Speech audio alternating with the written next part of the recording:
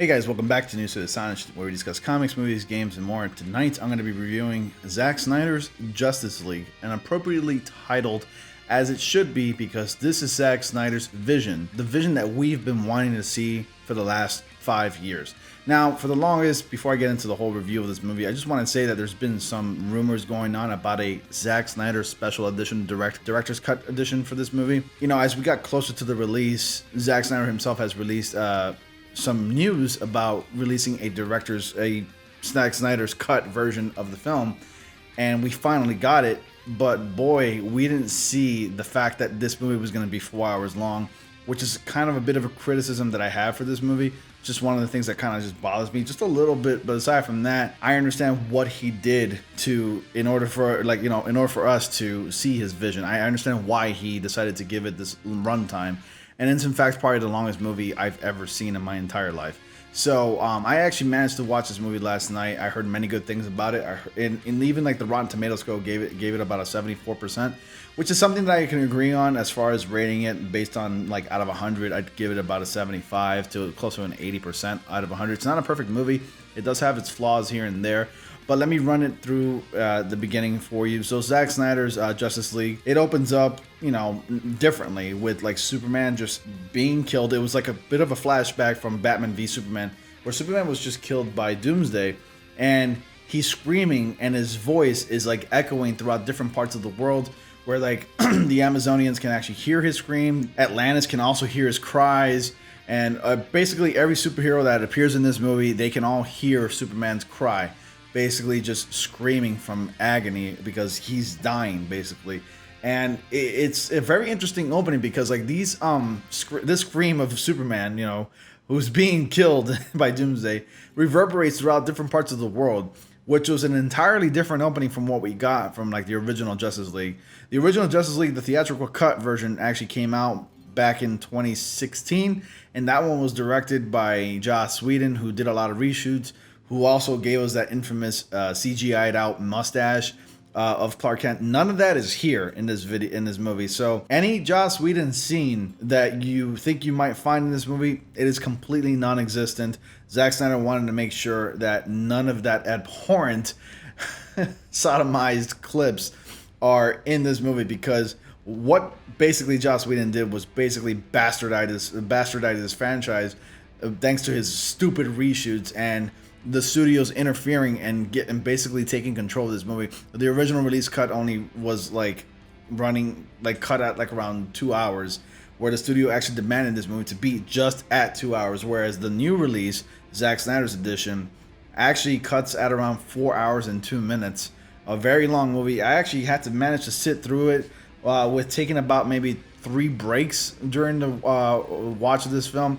And I gotta say, I mean, I could argue that maybe this movie didn't have to be this long. I would have been fine with 3.5 hours, maybe 3 hours at best. But I can understand why he cut it at 4 hours. This movie's length and this movie's runtime basically allowed these characters to get fleshed out, basically, and throughout the whole movie. I mean, just about every single hour, at least the first 2 hours of the film, dedicates its time to character development. Cyborg, you can argue that he's the heart of the story of this movie. We definitely got a lot more screen time with Cyborg. We got to see his past, his origins, how he became the Cyborg that he's known today, where he was like a honorary student and basically a football player, and then due to some accident, minor spoiler territory here, due to some accident, he became the Cyborg thanks to his father saving him with the mother box. And then we got the Flash, my personal favorite DC superhero, who actually got some, you know, screen time as well. We got a little bit of screen time. Like the scenes that you see in this movie were actually, as a matter of fact, released in 2016 as far as like part of the trailer. When we got the Justice League trailer, the scenes that you see in the film were in that trailer, and then they were nowhere to be found when the movie finally came out in 2016. Isn't that like absurd?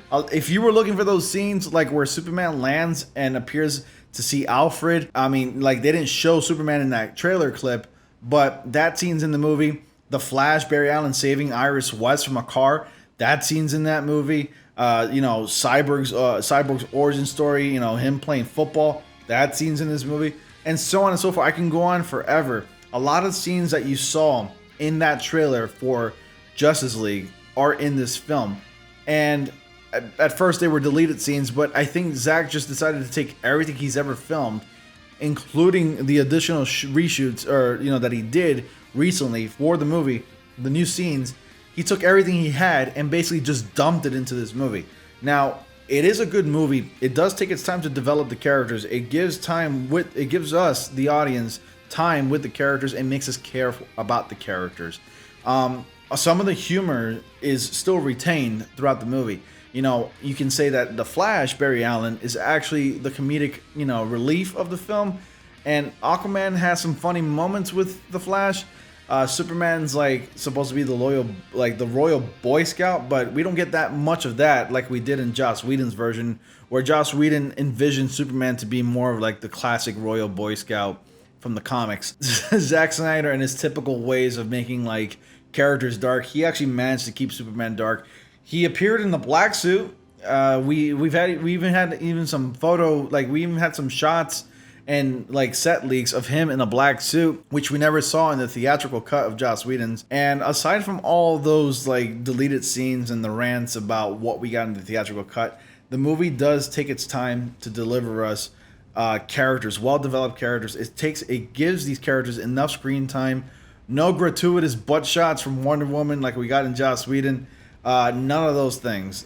You can tell this movie is an entirely different movie. So if you had to ask me if it's worth it watching this movie, yes. 1, it's an entirely different movie. 2, there are different scenes. 3, there are characters that did not appear in the original that do appear in this version of the film. And lastly, there's even F-bombs, and it's rated R. So a lot of the scenes that look like they should have had some blood splatter because of the way these the Amazonians get their butt kicked by Steppenwolf, and that's another thing I'm going to talk about in a second. When Steppenwolf uses his axe on these Amazonians and he's just thrashing them and just hitting them with the axe, in the original cut they just kind of bounce off a little bit with no lacerations, no cut, no blood. This one, it's the full stab, blood splatter, people getting cut and sliced up like crazy. It's brutal, it's intense, and it's graphic and it's violent, and it's awesome. And there's also a couple of F-bombs. If you want to see Batman throw out an F-bomb, you gotta watch this movie, because it was kind of weird to see Batman throw out an F-bomb. He usually doesn't do that, but in recent comics he does curse once in a while here, and in the occasional F-bomb he throws it out. But aside from that, it was really interesting to see. It was a really good movie. Now, it wasn't the best. There are some minor flaws in this movie. There are a lot of moments in this movie where there's scenes dedicated to characters, fleshing out of characters, and then it goes from for example, it goes to Flash, and then it goes to Cyborg, and then it goes back to Flash, and then we cut to maybe Batman and Wonder Woman over here, Bruce Wayne and Diana Prince, just talking about the mother box and giving us the origins of the story, and then it cuts back to Flash, and then it cuts back to Cyborg again, and that's typical Zack Snyder fashion as far as movie editing and directing goes. It usually cuts back and forth, which is something that kind of bugged me a little bit, but I understand why he did it. It's really taking time with these characters. It doesn't want to bore you. This movie is divided in 6 segments, 6 parts, so it does dedicate its time. It gives the names of the chapters that it's gonna go to, since this is a 4-hour film. It's 6 separate parts, and those 6 separate parts do a pretty decent job. It dedicates its time to that part of the story, so it does a pretty good job doing that. A criticism that I do want to address in this movie is the CGI. Sometimes the CGI can be a little off-putting, sometimes laughably bad. It really took me out whenever I saw Steppenwolf on screen, or even Darkseid. Darkseid makes his appearance in this film as well as some other characters in the movie.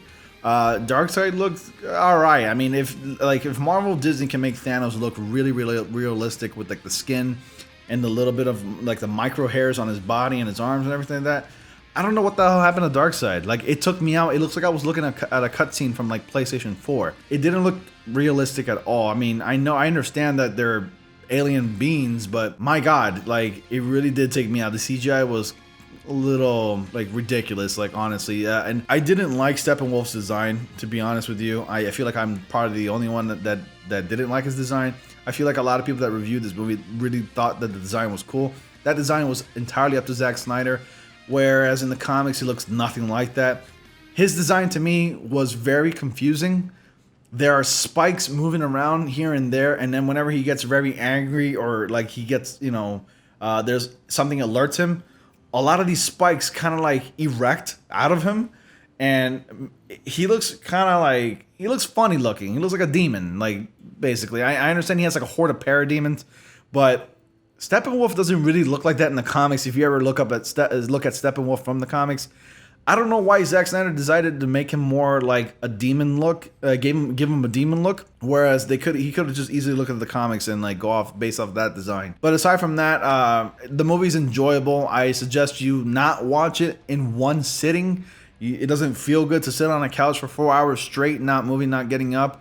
Get up occasionally, grab a snack, take a break, walk around a little bit, because it is a long movie. And if you have HBO Max, definitely catch it. I don't think it's going to be available in theaters. This is only exclusively available on HBO Max, if I'm not mistaken. But aside from that, it's a decent movie. I mean, if I had to give it a grade, I'd give it at least a solid B-. Definitely a significant improvement from the theatrical cut that we got from Joss Whedon. Unfortunately, this is Zack Snyder's last take on the DCEU, or the Snyderverse, as the fans like to call it.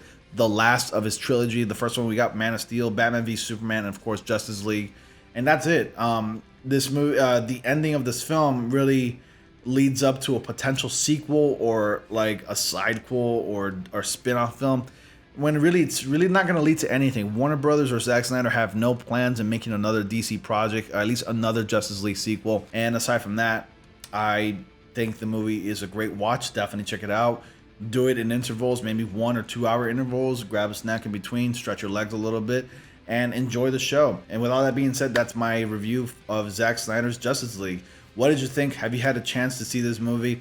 Comment down below if you did. Let me know what are your thoughts about the movie, and maybe let me know what you could do differently to improve the film, or what have you done differently to improve the movie. And my last criticism, the runtime, 4 hours, but I already explained myself why I understand why they did it. So that's pretty much it, guys. Good night. Thank you so much for watching. Be sure to like, comment, subscribe, click on bell notifications so y'all don't miss anything. As always, I will see you all in the next comic panel.